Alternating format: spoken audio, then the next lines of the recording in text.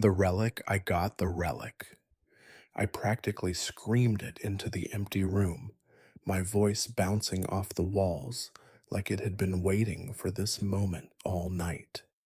The sound echoed back at me, raw and triumphant, filling the small space with something electric. Ha ha, no way. I slammed my hand down on the desk so hard the keyboard jumped the office chair behind me, rocking back a little on its wheels. My heart was pounding so loud I could hear it in my ears, a fast, wild rhythm that matched the adrenaline flooding through every vein. On the screen, right in the middle of my inventory, that tiny glowing icon sat there like it owned the place, a small purple gem with golden edges pulsing softly as if it knew exactly what it meant to me. The relic, the item the entire server had been talking about for weeks, the one everyone whispered about in chat like it was some kind of myth. The item Aurora Queen, the most famous, most untouchable player on the server, had been chasing for nearly 3 months, grinding N Tower with night after night, dying over and over just for a single shot at holding it in her inventory. And now it was mine. I laughed again, louder this time, the kind of laugh that hurts your throat because you can't believe what just happened, because the absurdity and the joy hit you all at once. Bro, I got it. I leaned so close to the monitor, my nose almost touched the glass, staring at the icon like it might vanish if I blinked even once. My hands were shaking on the mouse fingers, trembling from the rush. This was one of those moments every gamer lives for, the pure, unfiltered high. When you pick up something insanely rare, something the whole community covets, something that can change your entire reputation on the server overnight. I replayed the last few seconds in my head, over and over, the sprint across the void, the split-second decision to dive for the drop the way my cursor beat out the other player by a fraction of a second, the loot window popping up with that single glowing item inside. I'd done it. Me, a random nobody who worked afternoons at a convenience store and played Minecraft at 2 a.m. when the world was asleep. I was still grinning like an idiot, chest heaving, when knock, knock, knock. The sound came from the front door, sharp and deliberate, cutting through the leftover echo of my own voice. I froze. My smile faded instantly. I glanced at the clock in the bottom corner of the screen. 2:07 a.m. Who the hell knocks on someone's door at 2 in the morning? I live in a small rented house on the edge of a quiet suburban street in Boulder, Colorado, the kind of neighborhood where people lock up at 9, walk their dogs at dusk, and don't make noise after 10. Most houses on this block have their lights off by midnight. The only sounds at this hour are crickets, the occasional car on the main road half a mile away, and sometimes the wind rattling the loose gutter on my porch. No one comes over unannounced. No one ever has. I muted the game audio pushed back from the desk and stood up. The room felt suddenly colder without the screen's glow lighting everything. I walked down the short hallway, bare feet, silent on the worn hardwood floor. The house was small, one bedroom, one bath, a living room that doubled as my gaming setup. The only light came from the monitor behind me, casting long blue shadows on the walls as I moved. I reached the front door and hesitated. Through the peephole, all I could see was the dim yellow porch light and someone standing just outside the range of it. I took a breath, slid the chain off, and opened the door a crack. A woman was standing on my porch. She looked about 32, maybe 33. Her black hair was messy, like she'd just rolled out of bed and thrown on whatever was closest. She wore an oversized gray hoodie that swallowed her frame and black sweatpants. The porch light caught the faint shadows under her eyes, tired but alert. She wasn't smiling. She wasn't frowning either. She was just there, watching me with steady, unblinking eyes. I'd seen her before, a few times. She lived in the house directly across the street. We'd never spoken, never even nodded hello. I didn't know her name. I didn't know anything about her except that she kept odd hours lights on late. Sometimes a cigarette glowing on her porch at 3 in the morning when I'd glance out my window before bed. We stared at each other for a long second. The night air was cold and still carrying the faint smell of pine from the trees down the block. Then she spoke, voice quiet, but clear, cutting straight through the silence. You just yelled that you got it. Right. I blinked. My brain was still half in the game, still buzzing from the loot high. Got what? She glanced past me into the house. The blue light from my monitor spilled out the open door, painting the hallway in shifting colors. Then she looked back at me and said very softly, "The relic." My heart stopped for a full beat. I felt the blood rush to my face. I looked back over my shoulder at the screen inventory still open, the relic still glowing like it was mocking me. She continued, almost whispering, "On that server, only one person was doing that quest." Silence, just the sound of my own breathing and the faint hum of the street lamp. She took a small breath, and I just dropped it. I stared at her, then back at the screen, then at her again. Wait. I looked her straight in the eyes. You're saying? She nodded once, slow and deliberate. My username is Aurora Queen, the world tilted, the most legendary player on my Minecraft server, the one everyone talked about in hushed tones, the builder of floating cities, the queen of impossible quests, the ghost who never showed her face. In voice chat was standing on my porch at 2 in the morning, and I had just looted the one item she'd spent months chasing. The relic, the thing I'd screamed about, like I'd won the lottery, was hers. I swallowed hard. My mouth felt dry. The chain on the door suddenly felt ridiculous. You dropped it on the end tower. She didn't answer right away, just looked at me with those tired, steady eyes. Then she said, I fell. Arrow knocked me off. Everything scattered. I didn't even see who picked it up. She paused, but I heard the yell through my headset. Another pause, and then I heard it again, outside. I felt my face heat up.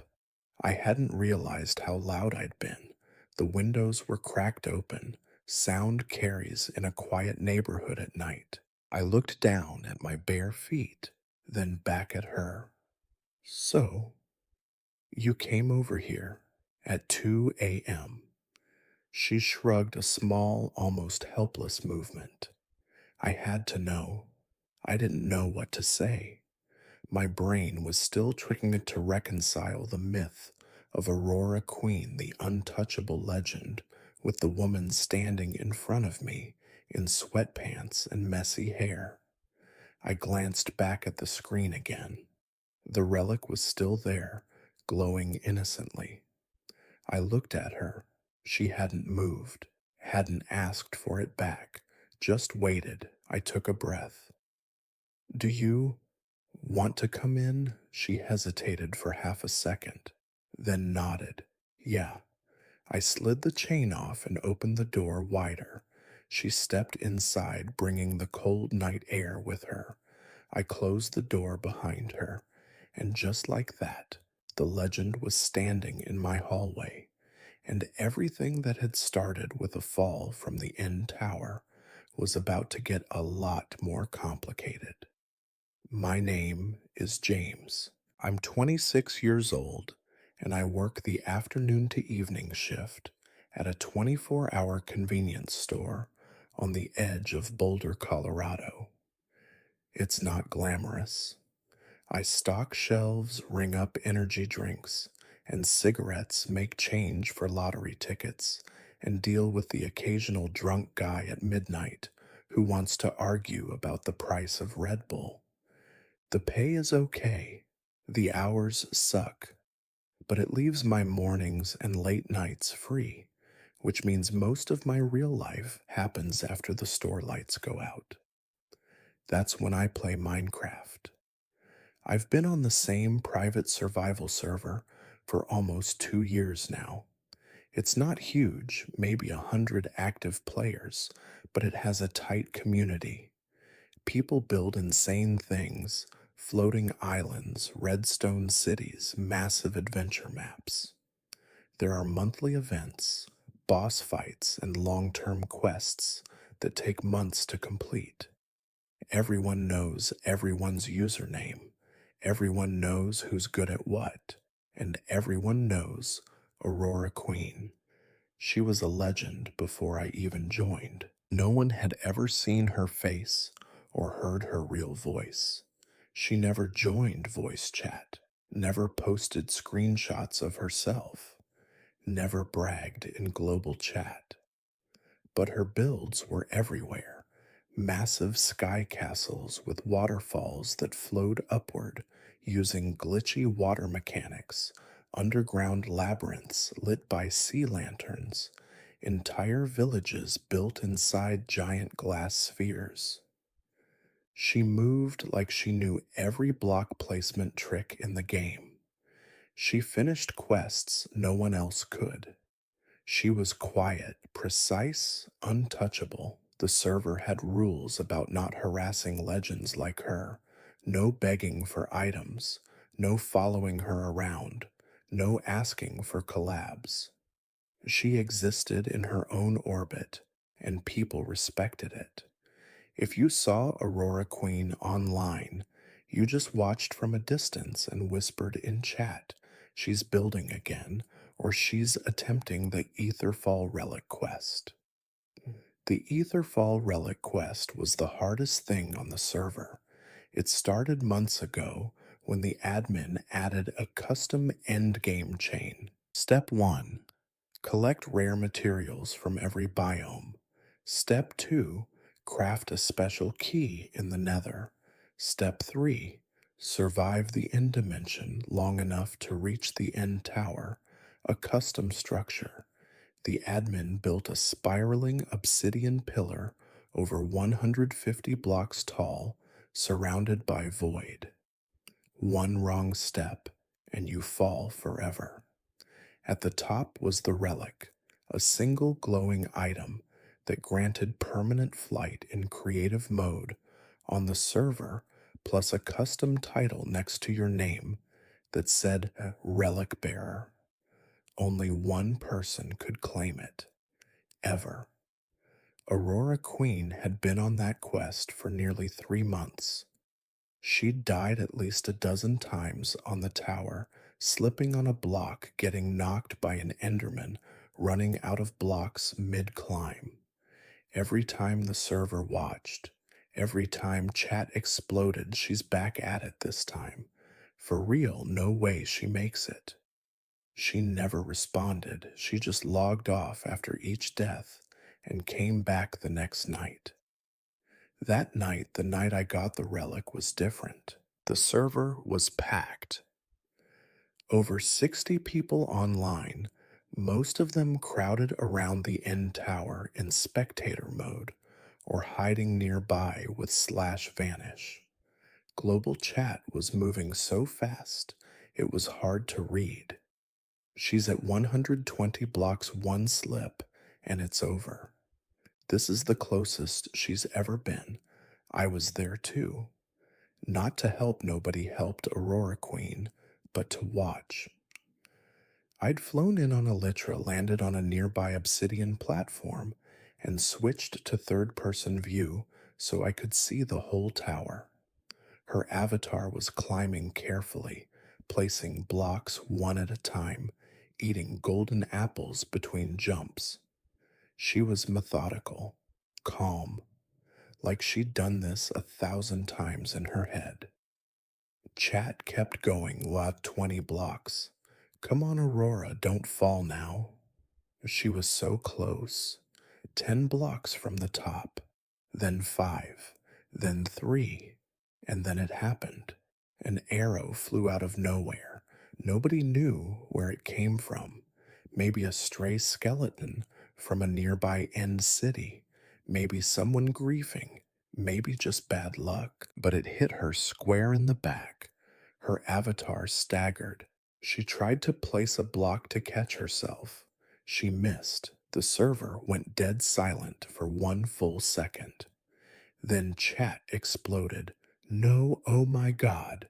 She fell, rip Aurora.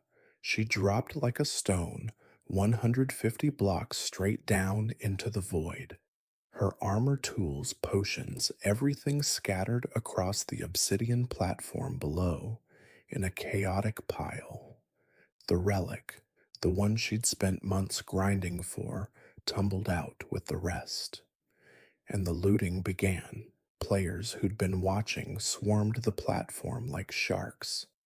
Elytra flared. Pickaxes swung. Chat filled with loot. Grab at the relics there. I was closer than most. I'd been perched on a nearby pillar. The second she hit the ground, I launched off my platform, Elytra open rockets firing. I landed hard, rolled, and sprinted toward the pile. There were at least 10 people already there, grabbing everything they could: armor, enchanted books, shulker boxes. I shoved through heart slamming against my ribs. And then I saw it, a small glowing icon in the middle of the mess. Purple and gold. The relic. I clicked on it. Another player's cursor was right there 2 milliseconds behind, but mine was faster. The item vanished from the ground. It appeared in my inventory. I stood there stunned, staring at the empty spot where it had been. Then I laughed, loud, disbelieving, right into my mic. The relic I got. The relic. I screamed it again, laughing so hard I almost choked. Haha, no way. I backed away from the pile, elytra ready, and flew off before anyone could kill me for it. I portaled out of the end, heart racing, hands shaking on the keyboard. I'd done it. I'd gotten the relic. Not Aurora Queen. Me. A random nobody who worked at a convenience store and played Minecraft at 2 a.m. I flew back to my base, still laughing, still not believing it. I opened my inventory just to look at it again. There it was, glowing perfect mine. I leaned back in my chair, grinning like an idiot. And that's when the knock came. 3 soft knocks on my front door. At 2:07 a.m., I didn't connect it at first. I thought maybe it was a neighbor who heard me yelling through the open window, or maybe the wind knocking something over. But then the knocks came again. Knock, Knock, knock. I muted Discord, pushed back from the desk, and walked to the door. I opened it, and the legend was standing on my porch in a hoodie and sweatpants, looking tired, looking real, and looking straight at me like she already knew everything. That was the moment I realized the relic wasn't just an item anymore. It was the start of something I never saw coming. My name is James. I'm 26 and I work afternoons at a 24-hour convenience store on the edge of Boulder, Colorado. The job is simple. Stock shelves ring up late night energy drinks and lottery tickets. Wipe counters after spills and listen to the same tired small talk from the same tired people. It pays the rent, leaves my mornings free, and gives me long, quiet nights to disappear into Minecraft. That's where I really live. After the store lights go out, after the neighborhood falls silent, when the only sounds are my keyboard and the faint of some of my monitor. I've been on the same private survival server for almost 2 years. It's small, maybe 100 active players, but the community is tight. People know each other's usernames, remember who built what, keep score of who finished the hardest quests first. There are monthly events, boss fights in custom arenas, treasure hunts across biomes, building competitions with themes like floating cities or underground labyrinths. And there are long term quests that take months, the kind that demand grinding rare materials, exploring dangerous dimensions, and surviving things that can wipe your inventory in seconds. Everyone has their specialty. Some are redstone geniuses, some are builders who turn caves into cathedrals, some are PvP monsters, and then there's Aurora Queen. She was already a legend when I joined. No one had ever seen her face or heard her real voice. She never joined voice chat, never posted screenshots of herself, never bragged in global chat. But her work was impossible to miss. Massive sky castles with waterfalls flowing upward using glitchy water mechanics, underground labyrinths lit by sea lanterns that stretched thousands of blocks, entire villages inside giant glass spheres floating above oceans. She moved like she knew every block placement trick in the game. She finished quests no one else could.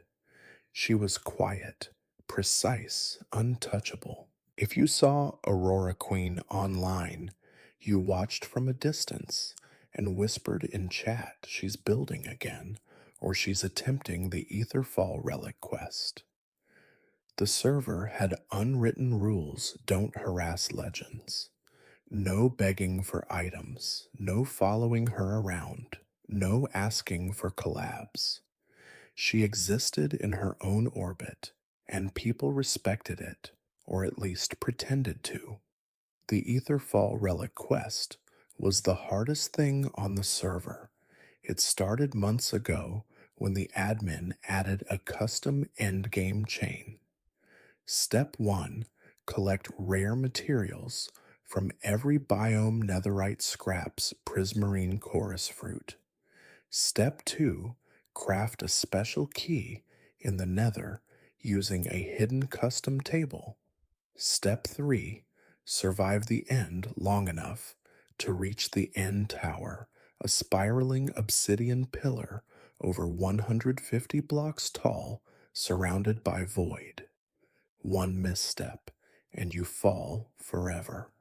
No water bucket, no totem, no second chances. At the top was the Relic, a single glowing item that granted permanent flight in creative mode on the server and a custom title, Relic Bearer. Only one person could claim it, ever. Aurora Queen had been on that quest for nearly 3 months. She'd died at least a dozen times, slipping on a block, knocked back by an Enderman running out of blocks mid climb. Every time the server watched, every time chat exploded, she's back at it this time for real. No way she makes it. She never responded, never raged, never explained. She just logged off after each death and came back the next night, starting over from the bottom. That night, the night I got the relic, was different. The server was packed, over 60 people online, most crowded around the end tower, in spectator mode, or hidden with slash vanish. Global chat moved too fast to read. She's at 120 blocks. One slip and it's over. This is the closest she's ever been. I was there too, not to help. Nobody helped Aurora Queen but to watch. I'd flown in on Elytra, landed on a nearby obsidian platform, and switched to third person view to see the whole tower. Her avatar climbed carefully, placing blocks one at a time, eating golden apples between jumps. Methodical, calm, like she'd rehearsed it 1,000 times. Chat kept going last 20 blocks. Come on, Aurora, don't fall. Now she was so close. 10 blocks from the top. 5, 3, then an arrow flew out of nowhere. No one knew where it came from, stray skeleton, griefing bad luck, but it hit her square in the back. Her avatar staggered. She tried to place a block to catch herself. She missed. The server went dead silent for 1 full second. Then chat exploded. No, oh my god. She fell rip Aurora. She dropped 150 blocks straight into the void. Her armor, tools, potions, everything scattered across the obsidian platform below in a chaotic pile. The relic tumbled out with the rest. The looting began instantly. Players swarmed the platform like sharks. Elytra flared, pickaxes swung, chat filled with loot. Grab at the relics there. I was closer than most. I'd been perched on a nearby pillar. The second she hit the ground, I launched off Elytra, open rockets firing. I landed hard, rolled, sprinted toward the pile. There were at least 10 people already there, grabbing everything they could. I shoved through heart slamming, and then I saw it. A small glowing icon in the middle of the mess, purple and gold. The relic. I clicked. Another cursor was right there, milliseconds behind. But mine was faster. The item vanished from the ground. It appeared in my inventory. I stood there, stunned, staring at the empty spot. Then I laughed, loud, disbelieving, right into my mic. The relic, I got the relic. I screamed it again, laughing so hard I almost choked. Ha ha, no way. I backed away, Elytra ready, and flew off before anyone could kill me for it. I portaled out of the end, heart racing, hands shaking. I'd done it. Not Aurora Queen. Me. A random nobody who worked at a convenience store and played at 2 a.m. I flew back to my base, still laughing, still not believing it. Opened inventory just to look again. There it was, glowing perfect mine. I leaned back, grinning like an idiot. And that's when the knock came. 3 soft knocks on my front door at 2:07 a.m. After that night on my porch at 2 a.m., Emma didn't come back to my door the next evening or the one after that. But that didn't mean I stopped seeing her. I'd catch glimpses through my window, her silhouette moving behind the curtains when she turned on her desk lamp around 11, the faint blue glow of her monitor leaking out into the dark street, the quick flash of her porch light when she stepped outside to grab something from her car or check the mail. She never looked my way for long.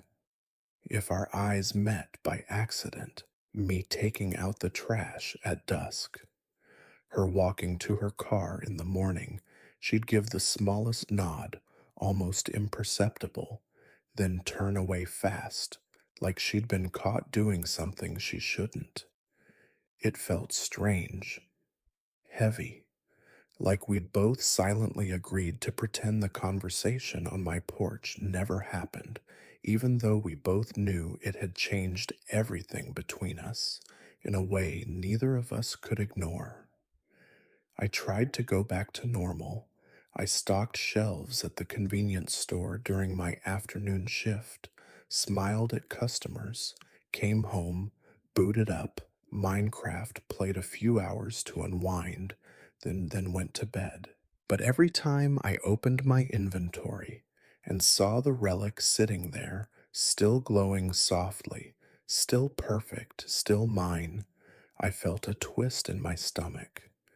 It wasn't excitement anymore. It was guilt, not the dramatic kind that keeps you awake all night screaming at yourself. The quiet kind, the kind that sits in your chest and makes every breath feel a little shallower, reminding you that the item you'd screamed about, like you'd won the lottery, now belonged to the woman who lived across the street, the woman who had walked over in the middle of the night because she'd heard me yell through my open window. I kept telling myself I hadn't stolen it. She'd dropped it. I'd been faster. That's how the game worked. Loot was loot. But knowing who she really was made it different. Aurora Queen wasn't just a username anymore. She was a real person, a tired looking woman in a hoodie who lived alone across the street. Someone who'd spent months grinding for that one item. Someone who'd heard me scream about it and come over at 2 in the morning to see if it was true. 3 days after the knock, I couldn't stand it anymore. I waited until my shift ended at 11, walked home through the quiet streets, and stopped in front of her house instead of mine. The porch light was on. Her car was in the driveway. I stood there for a full minute, hands in my pockets, heart thumping harder than it should have for something as simple as crossing the street. Then I took a breath and knocked. The door opened after about 10 seconds. She stood there in the same hoodie hair pulled back in a loose ponytail this time. She looked surprised to see me, but not angry. Just cautious, like she was waiting to see what I wanted. "Hey," I said. "Hey." A beat of silence stretched between us. I rubbed the back of my neck. "I just wanted to ask you something." She waited. I took a breath. "How do you play like that?" She frowned slightly. "What do you mean you're Aurora Queen?" I said, shrugging like it was obvious. "The whole server knows how insane you are at this game. The builds, the quests, the way you never panic. I've watched your clips. Everyone has. I'm just curious." She studied me for a long moment. Then she shook her head once. "No. Why not? I don't like having people in my house." The answer was short, firm, final. I'd expected it, but it still stung a little. I nodded. Fair enough. She started to close the door, but before it shut it all the way, I added one more sentence. "Consider it part of the deal." She paused. The door cracked open again. "The relic," I said. She looked at me. "I told you already," she said quietly. "You can give it back any time." I know. I crossed my arms, but handing it over right now would be kind of boring. She exhaled through her nose, a small, tired sound. I'm not comfortable with that.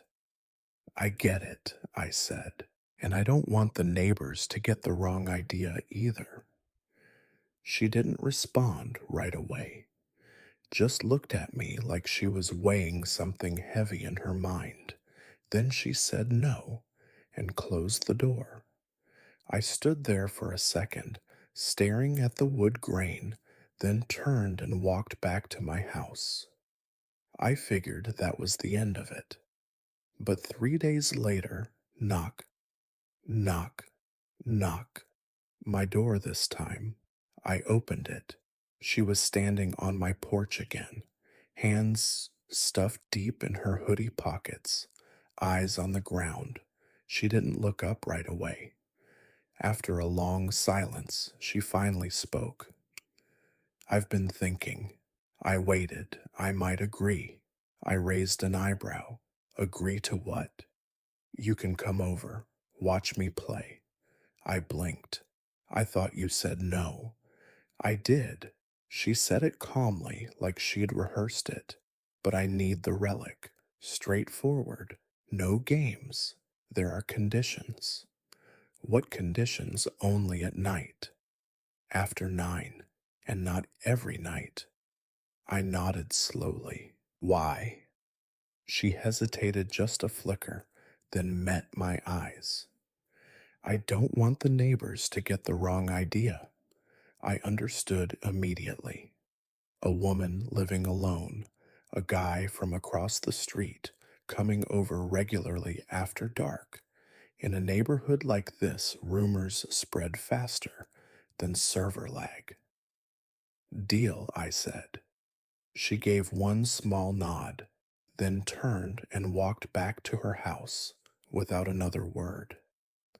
I stood in my doorway, watching her go porch light, catching the back of her hoodie until she disappeared inside. And honestly, that moment felt a lot more interesting than picking up a virtual item ever had. Because tomorrow night, I was going to watch Aurora Queen play Minecraft. In real life, in her house. The legend who lived across the street. The next evening at 9:12 p.m., I stood on her porch. The street was quiet. Most porch lights were already off. A single car passed slowly at the end of the block. I knocked lightly.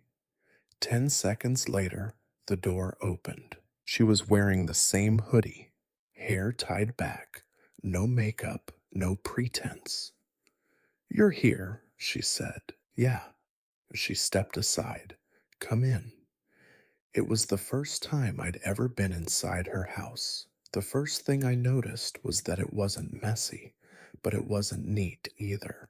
It was lived in, clean in the important ways, no dust, no dirty dishes in the sink, but not staged. A couple of takeout containers staked on the coffee table, a blanket folded unevenly over the arm of the couch, a stack of notebooks and pens on the side table, an open laptop on the dining table with the screen dark. The air smelled faintly of coffee and something herbal, maybe tea or incense. She didn't offer a tour, just walked straight down the short hallway toward the room at the end. I followed. The room was clearly where she spent most of her time. A simple wooden desk against the wall, a large monitor, mechanical keyboard, gaming mouse, no RGB lights, no posters, no figurines, just a small desk lamp and an open notebook next to the keyboard with handwriting I couldn't read from where I stood. She sat down in the chair. You can stand behind me. I leaned against the wall a few feet back. Minecraft loaded on the screen. Username Aurora Queen. She started playing. She didn't say much. Every now and then I asked a question. How long have you been on this server? A while. Did you really build those sky castles everyone talks about? Yeah. Her answers were always short, not rude, just minimal. But watching her play, I started to understand why the server treated her like royalty. She didn't rush, didn't make flashy moves. Everything was calm, precise. She placed blocks like she'd already seen the finished build in her head. She navigated caves without hesitation. She avoided death like it was a choice she simply didn't make. The nights fell into a pattern. After 9, I'd knock. She'd open the door. We'd go to the room. She'd play. I'd stand behind her and watch. Sometimes we barely spoke for 30 minutes, just the click of her mouse, the soft tap of keys, the occasional ambient music from the game. I never got bored. Honestly, I started looking forward to it more than I wanted to admit. After about a week, I noticed something small. She always kept that notebook next to her keyboard, not always ring in it, but sometimes she'd flip it open, glance at a page, then keep playing. One night I asked, "What do you write in there?" Just notes, like cheat codes, no, just reminders. I didn't push. Week 2 passed quickly. I got used to the routine, knocking, entering, standing behind her chair, watching her build worlds, while the real one stayed quiet outside. She still spoke little, but she didn't tense up anymore when I stood close. One night I looked around the room more carefully. Besides the desk, a small bookshelf with game guides and a few novels, a box of spare PC parts in the corner, a folded blanket on a chair. It looked like the room of someone who spent most of their waking hours here. I asked, "Do you go out much?" "Not really. Where do you work from home?" She didn't elaborate. By week 3, I started to understand something deeper. Aurora Queen was a legend in game. But in real life, her world was very small. No friends dropping by, no visitors, no voices in the house except her own, just the glow of the monitor at night, and sometimes me standing behind her chair watching her play. One night, as I was getting ready to leave, she said, "You still have the relic." I turned back. "Yeah, I still need it." I know. She stared at the screen for a long moment, then asked, "How long are you planning to keep it?" I shrugged, "Haven't decided." Silence again. I looked around the room, then back at the screen. After 3 weeks of standing behind her every few nights, I started to see why she was Aurora Queen. Not luck, not hacks, just time, focus. More hours poured into that world than anyone else could match. I exhaled. "But if I'm being honest, I think the relic belongs to you." She didn't answer right away, just kept looking at the screen. The room was quiet again. But this time, the silence felt different, a little less heavy, a little more like possibility. The night settled into a quiet, almost sacred rhythm after that first agreement. Every few evenings around 9:10 p.m., I would cross the street, knock lightly on her door, and wait in the cool Colorado air while the neighborhood fell silent around me. Most porch lights were already off. Curtains were drawn. The only sounds were crickets and the occasional car passing slowly at the end of the block. She would open the door wearing the same oversized gray hoodie hair tied back loosely, eyes tired but alert. No hello, no small talk, just a small nod and a step aside. Come in. I would follow her down the short hallway to the room at the end, the one with the desk pushed against the wall, the large monitor glowing softly in the dark like a single star in an otherwise quiet night. She would sit. I would stand behind her chair, close enough to see the screen clearly, but far enough to respect the invisible line she had drawn long ago. Minecraft would load. Aurora Queen would appear in the corner of the screen, and the world would begin again. She rarely spoke first. Most nights we went 30 or 40 minutes with only the soft click of her mouse, the gentle tap of keys, the faint hum of her PC fans filling the space between us. I didn't mind the silence. There was something almost meditative about watching her play. She moved with a calm certainty I had never seen in anyone else, not just in game, but in life. She placed blocks like she had already seen the finished structure in her mind. She navigated ravines without hesitation. She avoided death like it was a choice she simply refused to make. Every action was deliberate, no wasted movement, no panic.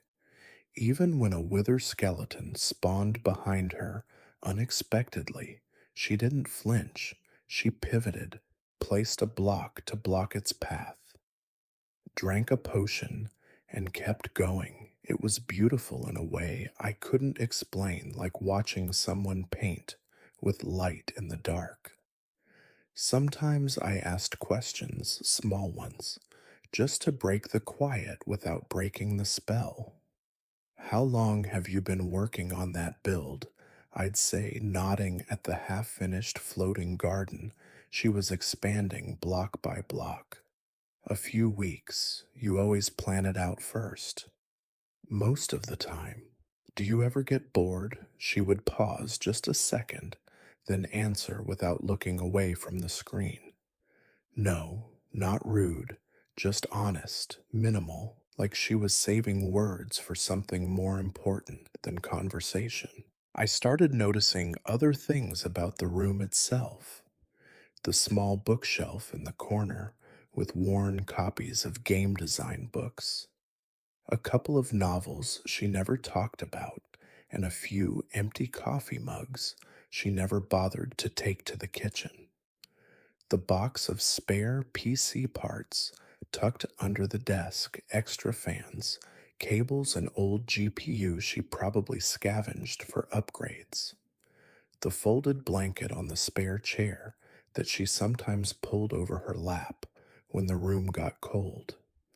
The notebook always open beside her keyboard pages, filled with neat handwriting coordinates, block counts, redstone schematics, reminders like check nether portal, coords, or backup world file.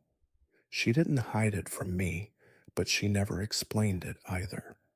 It was just there, like part of the furniture, part of her. One night after she finished bridging across a massive ravine, without a single mistake, I asked, "Do you go out much? Outside of the house, I mean." She didn't answer right away. Her avatar kept moving, placing torches along a dark cave wall. Not really. Where do you work from home? She didn't elaborate. I didn't push. By the second week, the routine felt almost comfortable. I'd knock, she'd open, we'd go to the room, she'd play, I'd watch. Sometimes she'd let me sit on the spare chair instead of standing the whole time. Sometimes she'd ask me a question, rare, but it happened. What shift are you working tomorrow? 3 to 11 again. She'd nod, then keep playing. I brought things, sometimes 2 cans of soda from the store, A bag of chips I knew she liked because I'd seen the empty bags in her trash once. She never refused them. She'd set the can beside her keyboard, take small sips while she built, never commenting on it. It was the closest thing we had to sharing a meal. One night, about 3 weeks in, I noticed her pause longer than usual. She had been working on a massive underground library shelves carved into stone lanterns hanging from chains, bookshelves glowing with enchantment tables. She placed the last lantern, stepped back in game, and just stared at it. I asked quietly, "You okay?" She didn't answer right away. Her avatar stood still in the middle of the room she had built. Then she said, "I used to do this with someone." I waited. "My ex," she added. "He played too. We built together. Late nights, voice chat, shared worlds." She didn't look at me, just kept staring at the screen. "He left," she said simply. "Took the server password with him. I had to start over on a new one. This one." Silence again. I didn't know what to say, so I didn't say anything. After a long moment, she moved her mouse again, placed another book on a shelf. "Doesn't matter now," she said, but her voice was quieter than usual. That night when I left, I stood on her porch for a second longer than normal. The street was dark. Her porch light cast a warm circle around us. I said, "You're really good at this.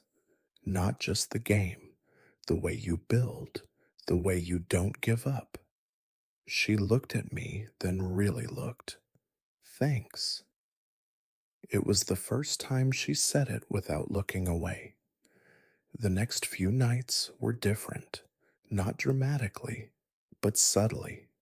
She started explaining things without me asking why she chose quartz for the pillars, how she calculated the redstone delay for a hidden door, why she preferred spruce over oak for certain builds. I listened, asked follow ups. She answered, not long answers, but more than before. One evening she asked, "Why do you keep coming?" I shrugged, "Because it's interesting."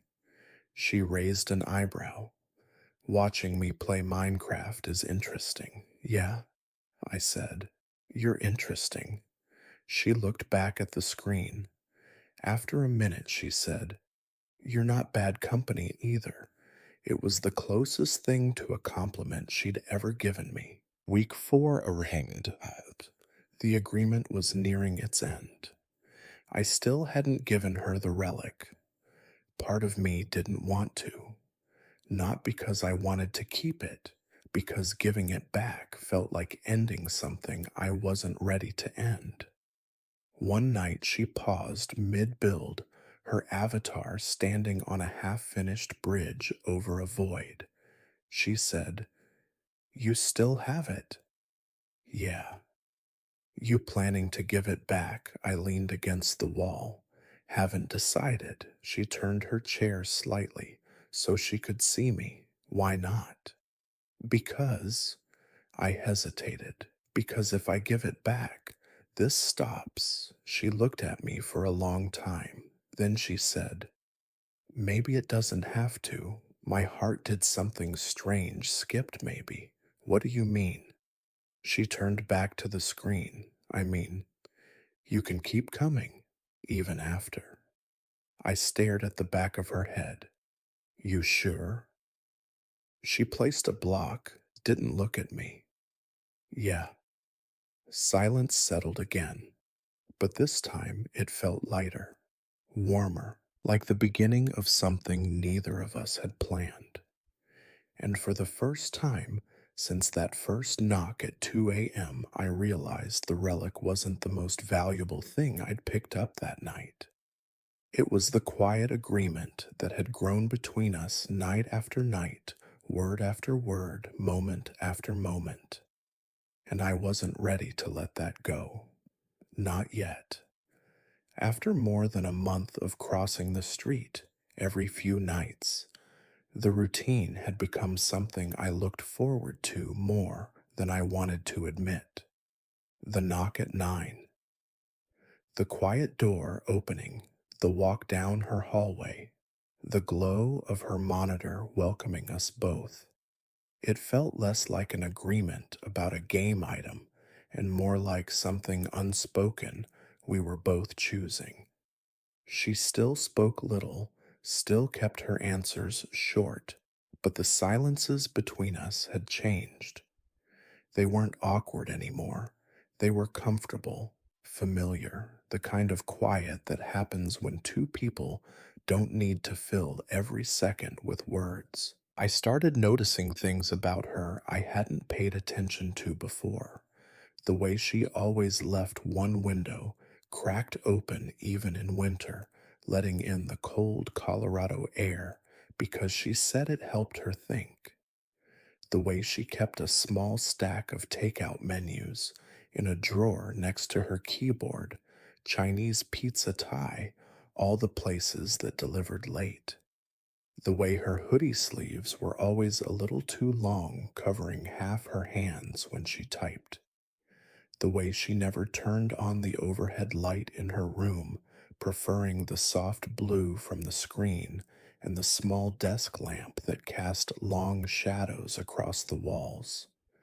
Little details that made her feel real. Not Aurora Queen the legend, just Emma, the woman who lived alone, worked from home, and spent most of her life in one small room with a computer. One night, about 5 weeks in, I brought 2 cans of soda again. I set one beside her keyboard like usual. She took a sip without looking away from the screen. We were quiet for a long time. She was working on a massive ocean monument conversion, turning an underwater guardian temple into a glowing underwater library with prismarine shelves and sea lantern chandeliers. It was one of the most beautiful things I'd ever seen her build. I stood behind her, arms crossed and watching every placement. After about 40 minutes, she paused. Her avatar floated in the middle of the structure, bubbles rising around it. She said without turning, "You still haven't given it back." I looked down at my hands. No. Why? I took a breath, because if I do, this stops. She didn't move her mouse. The bubbles kept rising on screen. "Maybe it doesn't have to," she said quietly. My heart did that skip thing again. "What do you mean?" She finally turned her chair halfway so she could see me. "I mean, you can keep coming, even after the relic." I stared at her. "You're serious?" She nodded once. "Yeah." I let out a small laugh, not mocking, just surprised. "I thought you didn't like people in your house." "I didn't," she said. "At first." A long pause. Then she added, "But you're not people." It was the closest thing to a confession she'd ever made. I swallowed. "Okay." She turned back to the screen, and just like that, the agreement shifted. The next few nights felt different. Not dramatically, but lighter. She started leaving the desk lamp on when I arrived instead of relying only on the monitor glow. She started asking small questions: how my shift went, if the store was busy, if I was tired. I answered honestly. She listened. Sometimes she even laughed, soft, quick, almost surprised at herself. One evening I asked, "Why do you stay inside so much?" She placed a lantern, watched it light up the prismarine. "Habit," she said, from when she paused longer this time, after the breakup and the job. I waited. She kept her eyes on the screen. "I used to work at a game studio. Tester, long hours, office politics, burnout. One day I just stopped going in, started freelancing from home. Then the ex left, and the house felt safer than outside. She placed another block. I got used to it. I nodded slowly. You ever think about changing that? She shrugged. Sometimes. Another silence. Then she said, but it's easier not to.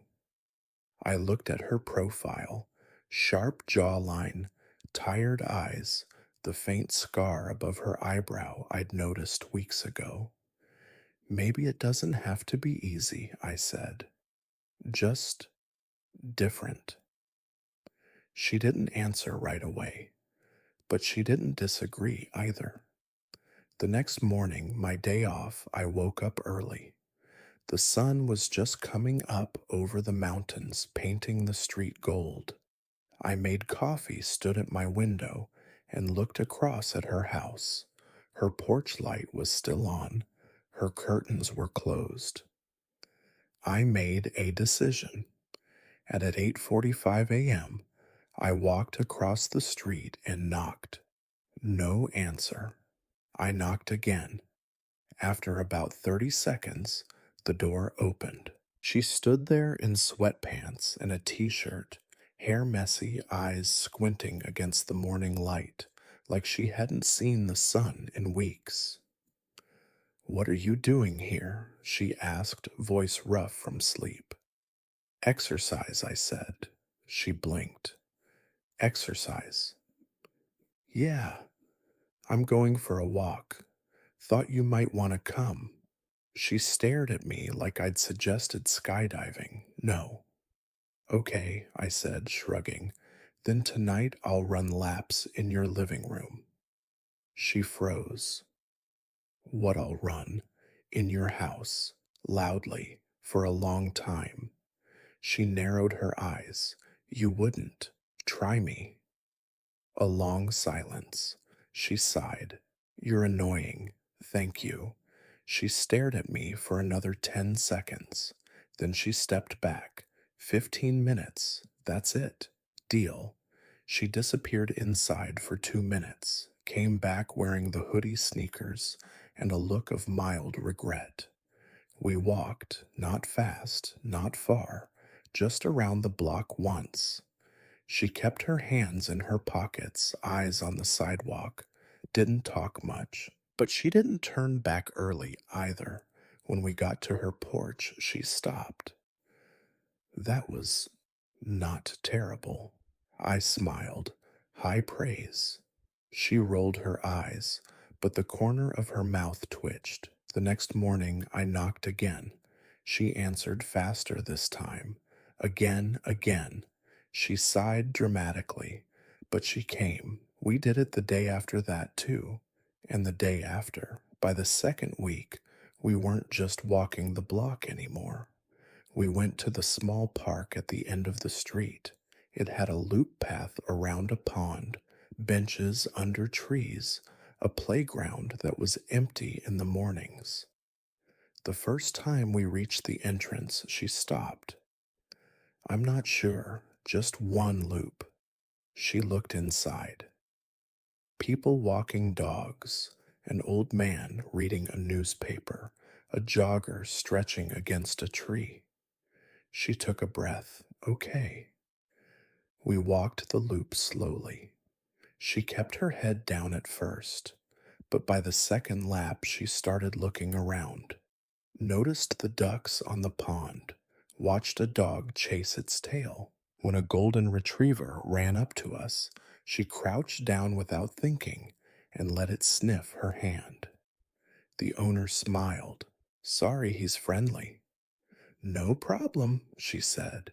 He's cute.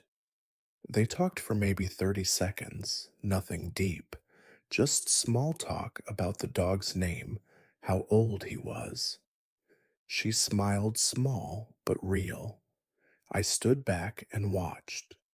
That was the first time I saw her interact with someone else outside her house. It felt like progress. Over the next few weeks, the mornings became part of our routine, 3 or 4 times a week. Sometimes we just walked the block. Sometimes we went to the park. Sometimes we stopped at the fall coffee stand near the park entrance takeout, only no sitting inside. She always ordered black coffee. I got whatever was on special. We'd walk and sip and not say much, but the silence was easy now. I started noticing other changes, small ones. Her hair was neater, some days pulled back instead of messy. She wore lighter jackets when the weather warmed. Sometimes she even tied her hair up properly instead of just throwing it into a loose knot. Tiny changes, but they added up. They told me she wasn't someone who neglected herself out of laziness.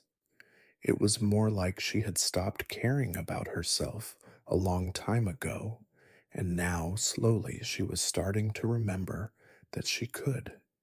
One morning in the fourth week, we were sitting on the bench in the park longer than usual. The sun was warm, ducks glided across the pond, a light breeze rustled the leaves overhead. I asked, "Were you always like this? Like what's staying inside, not going out?" She was silent for a while. A breeze passed through the park. Leaves rustled. Then she said, "No, I wasn't always like this." I turned to look at her. "So what happened?" She looked down at her hands. A very long moment passed. Finally, she said, "Before, I worked in a game studio." I raised an eyebrow. "Really?" She nodded. "I was a tester." "Sounds interesting." She gave a small laugh, not happy, but the kind of laugh that comes when remembering something that wasn't good. Not really. Part 6. In Hungboy sang Kongjong. Truk, after more than a month of crossing the street every few nights to watch her play, the nights had become something steady and quiet, almost like a habit neither of us wanted to break. But the mornings were different. They were new. They were mine to push for, and hers to decide whether to step into. After that long conversation on the park bench, where she finally told me about the studio, the streamer, the hate the letters, and how she'd learned to disappear behind a username, I realized something important. She wasn't staying inside because she hated the world.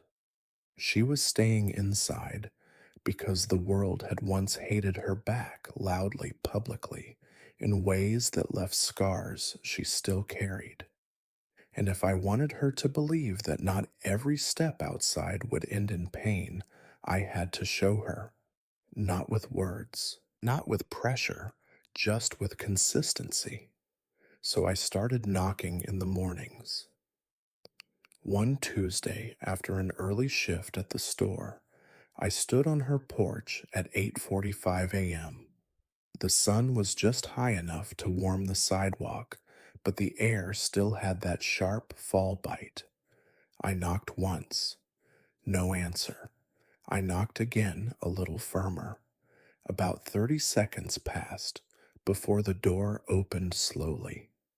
She stood there, hair still messy from sleep, eyes squinting against the light, like she hadn't expected the sun to be so bright. She looked at me as if I'd appeared from another planet. "What are you doing here?" she asked, voice rough and low. "Exercise," I said simply. "Exercise." "Yeah." She blinked. "I think you have the wrong house." "No," I said, shrugging with a small smile. "I came to invite you." She stared at me for several long seconds, like she was trying to decide whether this was a joke. Then she said flatly, "No, I'm not going." I nodded. "Okay." She started to close the door, but before it shut completely, I added one more sentence, calm and casual. Then tonight I'll run laps in your living room. She froze. The door cracked open again. What I'll run in your house, loudly, and for a long time. She stared at me, eyes narrowing slightly, but there was a flicker of something else, amusement maybe, or just disbelief. Why would you do that? Because you need to go outside. No. Yes. No. I think yes. A long silence stretched between us. The neighborhood was waking up slowly, birds chirping in the trees, a distant car starting, the faint smell of coffee drifting from someone's open window. She looked at me like she was weighing whether I was serious or just stubborn. Finally, she sighed, the sound heavy with resignation. You're really annoying, thank you. She stared at me for another 10 seconds, then turned back into the house without another word. About 2 minutes later, she stepped out, still in the familiar hoodie sneakers, on hair quickly pulled back into a messy ponytail. 15 minutes, she said. That's it. Deal. Our first exercise session wasn't like any workout I'd ever done. We didn't run. We didn't even walk fast. She just walked beside me, hands stuffed deep in her hoodie pockets, eyes fixed on the sidewalk ahead. She didn't speak much, she didn't look around much, she kept her head down, shoulders slightly hunched, like she was bracing for something. But she didn't turn back early. She stayed for the full 15 minutes. When we reached her porch again, she stopped and looked at me. That was not terrible. I smiled, high praise to this. She rolled her eyes, but the corner of her mouth lifted just a fraction. The days that followed were similar. Whenever I had a morning off or an early shift, I knocked on her door. At first, she always refused. She'd open the door, see me standing there, and say no before I even finished the sentence. But if I stayed patient, quiet, not pushing too hard, she would eventually sigh, disappear inside for a minute or two, and come back out wearing the hoodie and sneakers. Only a little, she'd say. Only a little, I'd agree. About 2 weeks later, we started going farther than just around the block. One morning, she looked at me as we finished the usual loop and said almost casually, Let's try the park. I didn't make a big deal of it. I just nodded. The small park at the end of the street was quiet in the mornings, only a few people walking dogs, an old man reading a newspaper on the same bench every day, a couple of college students jogging with earbuds in. The path looped around a pond with ducks gliding across the surface. The first time we reached the entrance, she stopped at the gate for nearly a full minute, hands still in her pockets, eyes scanning the people inside. I'm not sure. Just a couple of loops. She looked in, people moving slowly, dogs sniffing grass leaves, drifting on the path. Then she nodded, okay. We walked the loop slowly. She kept her head down at first, eyes on the ground, but by the second lap, she started looking around. She noticed the ducks on the pond. She watched a dog chase its tail. When a golden retriever ran up to us, tail wagging furiously, she crouched down without hesitation, let it sniff her hand, then scratched behind its ears.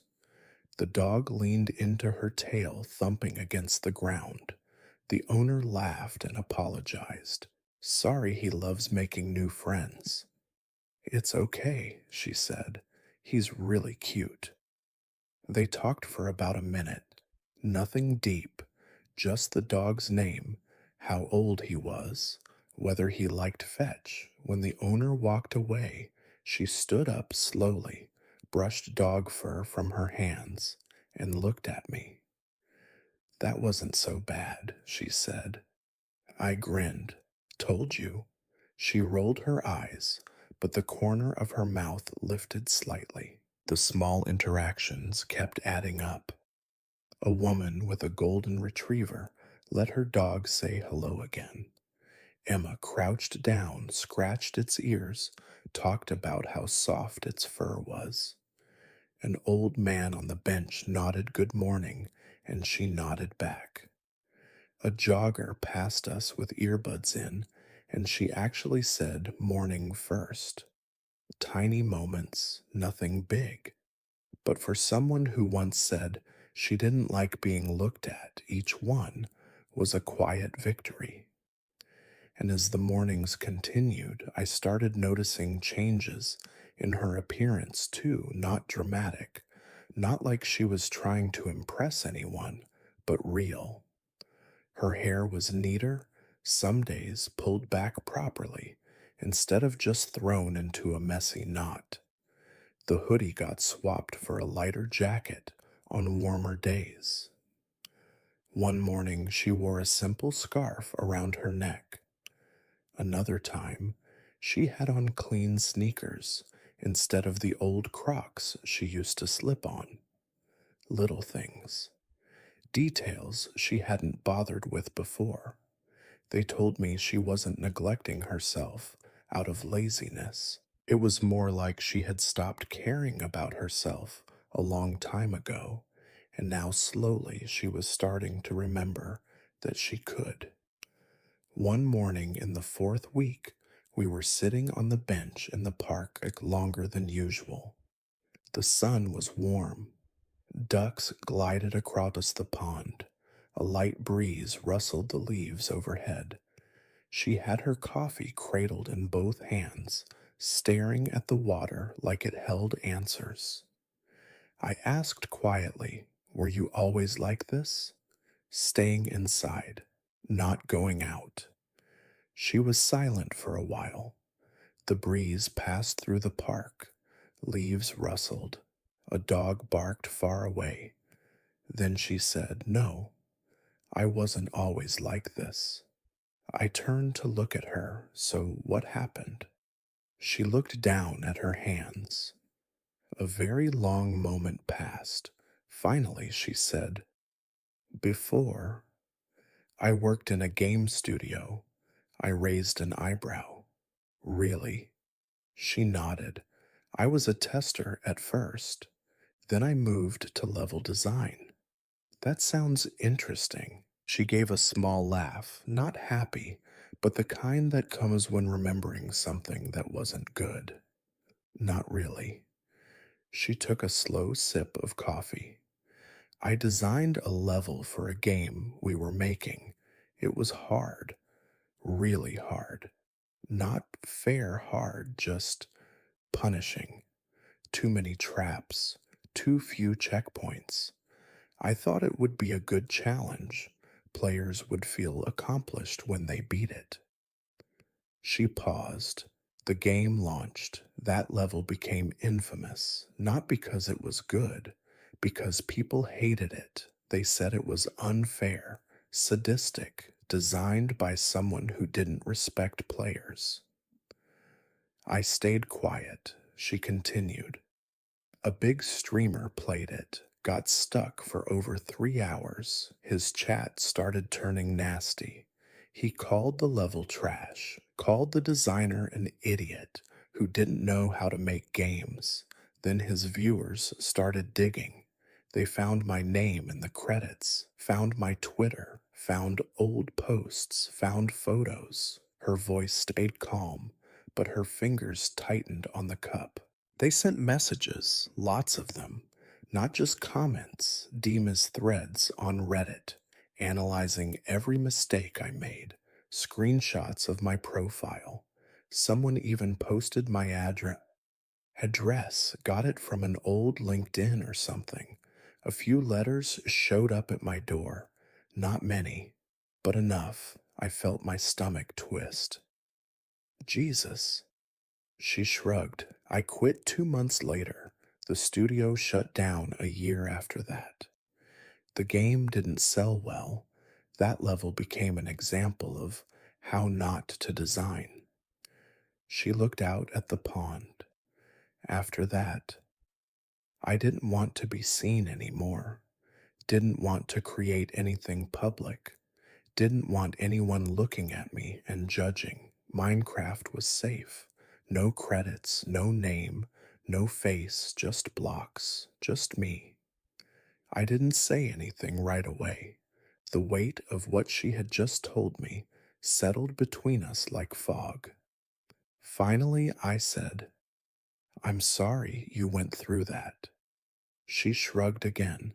It's old news. But it's not, I said. Not for you. She looked at me, then really looked. No, she said quietly. It's not. We sat in silence for a while. The park started to fill up slowly. More people walking dogs, a couple pushing a stroller, kids running toward the playground.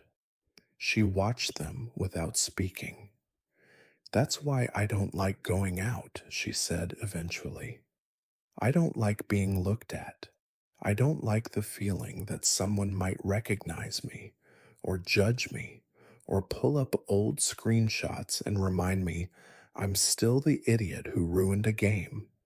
I nodded slowly. But you're out here now. She looked at me. Because of you. I shook my head. No, because of you. I just knocked. She gave a small, tired smile. You kept knocking. We finished our coffee, then we stood up, and we walked back slower than usual, like neither of us wanted the morning to end. That night, she didn't invite me over, but the next morning, she was waiting at her door when I arrived.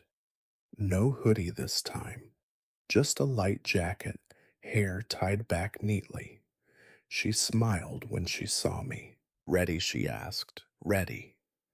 We walked to the park, sat on the bench, watched the ducks, and for the first time, she didn't look down at her hands the whole time. She looked up, at the sky, at the trees, at me.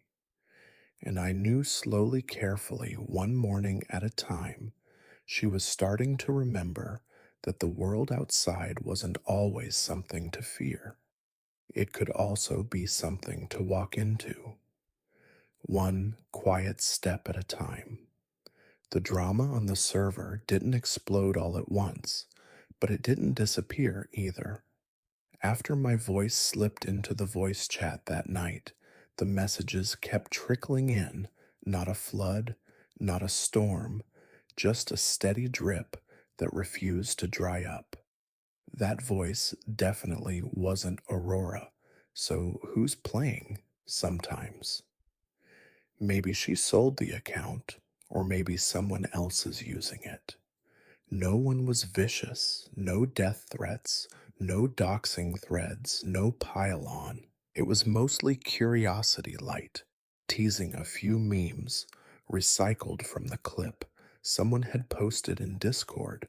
5 seconds of me saying, Don't step on that pressure plate, there's TNT under it. People laughed, people guessed, people tagged their friends. Then they moved on to the next raid, the next build contest, the next piece of server gossip. The internet moves fast. It chews up moments and spits them out. But for Emma, those few seconds lingered longer than they should have. She didn't respond in chat, didn't defend herself, didn't log in to explain. She just went quiet. Solo play only, no groups, no voice, just her avatar moving alone through the world she had spent years building, placing blocks with the same careful precision she always had, but slower now, like each placement carried a small weight. I felt it every time I looked at my inventory and saw the relic still glowing there, untouched, untraded, sitting like an accusation. I hadn't meant to break anything. I hadn't meant to expose her. One careless sentence. One moment I forgot the mic was hot. And now the entire server knew there was someone in the room with Aurora Queen. Not a myth anymore, not a ghost behind a username. A real person with a voice, with someone close enough to speak without thinking. I replayed that moment over and over in my head, the way her shoulders had stiffened when the chat lit up, the way she'd reached over and muted herself so fast her hand blurred, the way the room had gone suddenly, painfully silent after she logged off. I felt like I'd taken something from her she'd fought hard to keep, the safety of being invisible. The final week of our agreement passed in a strange, quiet limbo. Mornings were still ours. When I had a day off or an early shift, I knocked on her door around 8:30. She answered faster each time. No long pauses, no, I'm not sure. Hair tied back, jacket on, sneakers laced ready. We walked the familiar route around the block first, then to the park at the end of the street, looping the pond path, slowly stopping whenever she wanted. She talked more now, not about the server, not about the clip, but about small, safe things. The stray cat that kept showing up on her porch for scraps. The way the lake looked different every morning, depending on the clouds. The old man who always read the same newspaper on the same bench and nodded at us like we were part of the scenery. She laughed, sometimes quiet, surprised at herself, and I laughed with her. We didn't mention the server. We didn't mention the voice chat. We just walked, sat on the bench, drank coffee, watched ducks glide across the water. It felt almost normal, almost like the drama had never happened. But evenings were different. She didn't invite me over. No knock on my door, no text.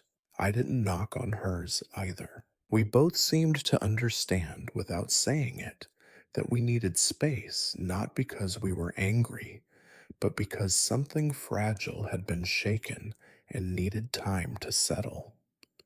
I played Minecraft alone most nights, loaded the server, flew around my base, stared at the relic in my inventory. It felt heavier every time I looked at it. Not because I wanted to keep it, because keeping it now felt like pretending the agreement still mattered when we both knew it didn't. The deal had been about the item, but somewhere between the first knock at 2 a.m. and the mornings on the park bench, it had become about something else entirely.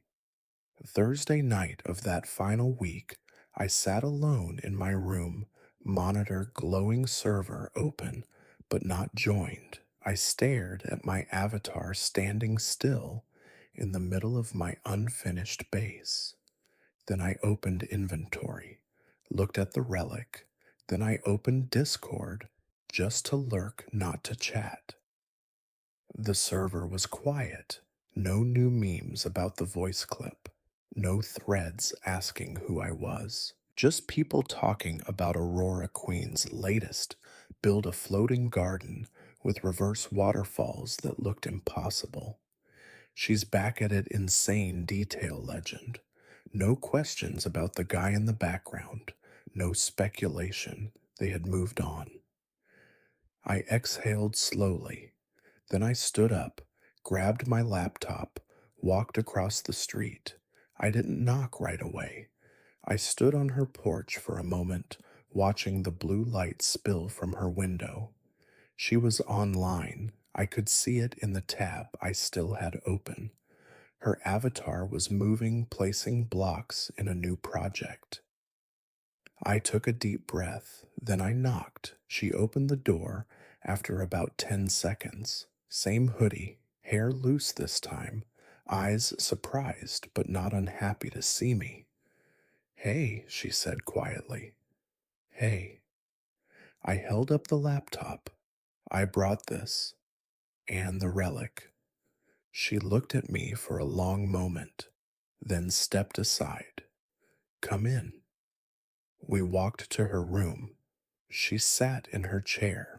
I set the laptop on the desk, opened it, split the screen one side, my inventory one side, her world. The relic glowed on my side. I moved my cursor, dragged it, dropped it into a chest in front of her avatar. It appeared in her world. She stared at the screen, didn't move. I said, I think it always belonged to you. She kept staring. After a long silence, she whispered, Thank you. Just 2 words. But I knew for her saying them wasn't easy. I stood there, not sitting. She turned her chair slightly to face me. You didn't have to give it back so soon. I know I said, but I think I should. She nodded once. So, the agreement's over. Yeah. Another long silence. Then she said, But you can still come over if you want. I looked at her. Really? She nodded. Really? I smiled. Small relieved, then I'll come over, not because of the relic anymore.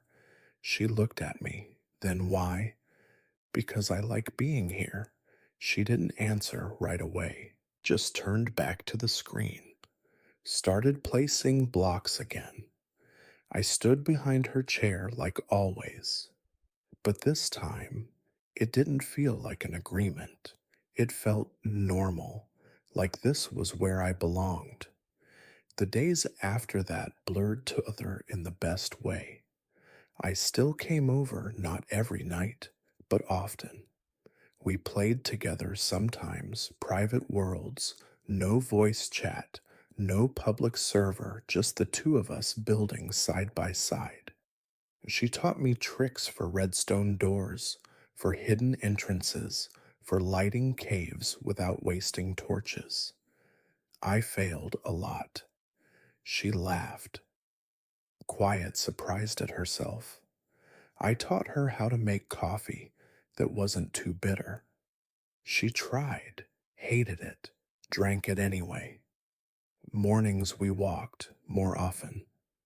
Now, sometimes, we stopped at the coffee stand, takeout always. She started saying hello to the barista by name, started nodding to the old man on the bench, started crouching to pet dogs without hesitation. Small things, but they added up. One morning, about a week after I gave the relic back, we were sitting on the park bench longer than usual. Sun warm, ducks on the pond, breeze moving the leaves. She said quietly, I logged into voice chat last night, just for a small group, people I trust. I looked at her. How did it feel? She thought for a moment. Scary at first, then, okay.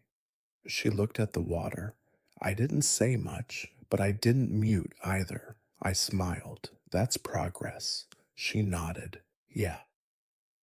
A pause. Then she said, I think one day I might tell them who I am. I squeezed her hand. One day, she leaned her head on my shoulder. We sat there until the coffee was gone. Then we walked back, and I knew the relic was never the point. The fall was. The fall that brought her to my door at 2 a.m. The fall that started everything. And now we weren't falling anymore. We were walking side by side, one morning at a time, one quiet, one quiet moment at a time, together.